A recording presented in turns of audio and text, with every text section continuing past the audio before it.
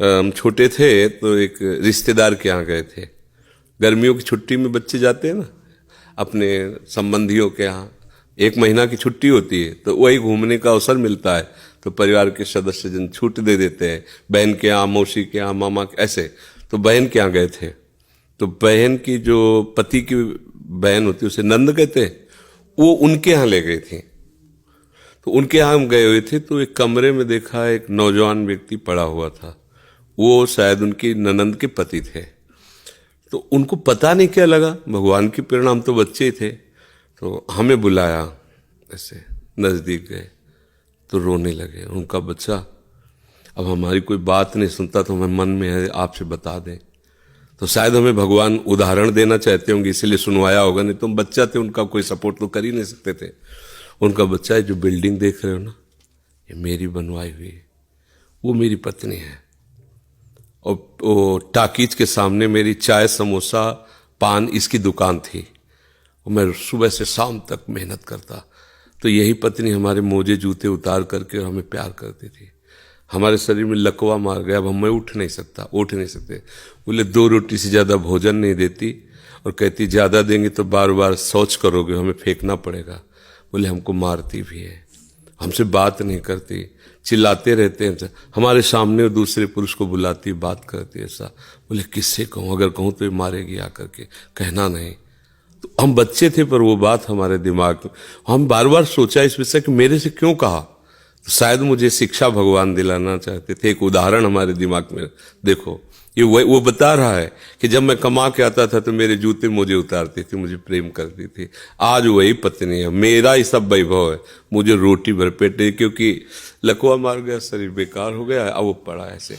अब उस व्यक्ति का कौन मित्र होगा, कोई प्यार से बात, तभी तो हम बच्चे थे, हमें बुलाया, कोई प्यार से बात नहीं कर सकता। वही व्यक्ति है जिसने अपने जीवन को सजाने की चेष्टा की, लेकिन एक मित्र है जिसको वो नहीं जानता था।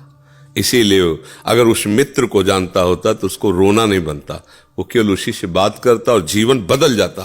वो कर तुम अकर तुम अन्यथा कर तुम, सच्ची मानो। हमें डॉक्टर ने कहा था आज के कम से कम 17 वर्ष पहले, दिल्ली के थे, सब जांच की, उनका बाबा तुम संत हो इसलिए तुमसे कोई छुपाव नहीं है, तुम्हारा कोई घर का नहीं कि जिससे मैं बता सकूं, तुम्ही से डायरेक्ट कह रहा हूं। 2-2.5 वर्ष, आखिरी 5 वर्ष, ये किडनी खत्म और आप मर जाओगे। तो इसलिए बता रहे हैं कि आप भजन कर लो बस 2-2.5 वर्ष। और तो हमने भी ठान लिया था कि हाँ ठीक है ऐसा है। आज 17 वर्ष तो हो ही गए, लगभग 17 वर्ष, बड़ा लंबा सफर है। अभी आपके सामने बैठे हैं, फेल भी है और पास भी है, नहीं पास है। देखो जो दिनचर्या हमें चाहिए वो हमारे शरीर कर रहा है, तो हम पास है। और फेल इसलिए कि संसार की दृष्टि से वो किडनी फेल है। अगर भगवान का भरोसा ना होता तो सोचो आज हम कितने परेशान होते, शरीर को लेकर, पैसे को लेकर, कितना खर्चा, कैसी दवाइयाँ, कहाँ से डॉक्टर कहाँ लाते, क्या कुछ नहीं करना होता।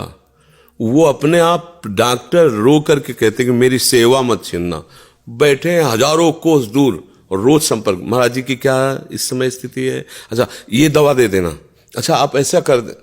तो हम देखते किसका दुलार है, जिनको 1000 रुपया दे के समय लिया जाता है वो फिर बात करते हैं, वो भी अपने ढंग से। आश्चर्य की बात, वो डॉक्टर, उसे दुनिया से क्या मतलब, रुपये से मतलब है। लेकिन श्री जी ये है प्रभु का प्रताप, हर व्यवस्था कैसी तुम्हें बताया। जब हम उनकी तरफ देखते हैं तो हजारों हाथों से दुलार करते नजर आ रहे हैं, हजारों हाथों से प्यार करते नजर आ रहे हैं। ये कैसे चलता है। अब हमें कुछ किसी से मांगना नहीं, किसी से कुछ कहला नहीं, अपने आप सब व्यवस्था होती। ये हमारी नहीं, भगवद आश्रय होने की बात है।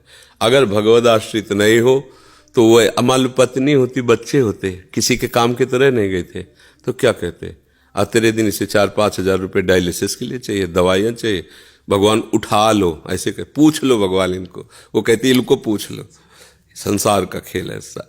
तो ये हम कोई तुम्हें कहानी नहीं बता रहे, सच्ची बात कह रहे। अभी अंधकार है और भगवान का आश्रय ले लो, आनंदित रहोगे। आज आपको नहीं समझ में आएगा, किसान खेती बोता है तो तुरंत फसल नहीं काटने को मिलती, थोड़ा समय लगता है। ऐसे आप अपने जीवन को एक भगवान में समर्पित कर दो, नाम जप करो, रहो उसी संसार में, वैसे ही रहो। हम ये नहीं कहते बाबा जी बनो, गंदे आचरण मत करो, गंदा नशा मत करो, गंदा व्यवहार मत करो, भगवान इसी से प्रसन्न हो जाएंगे।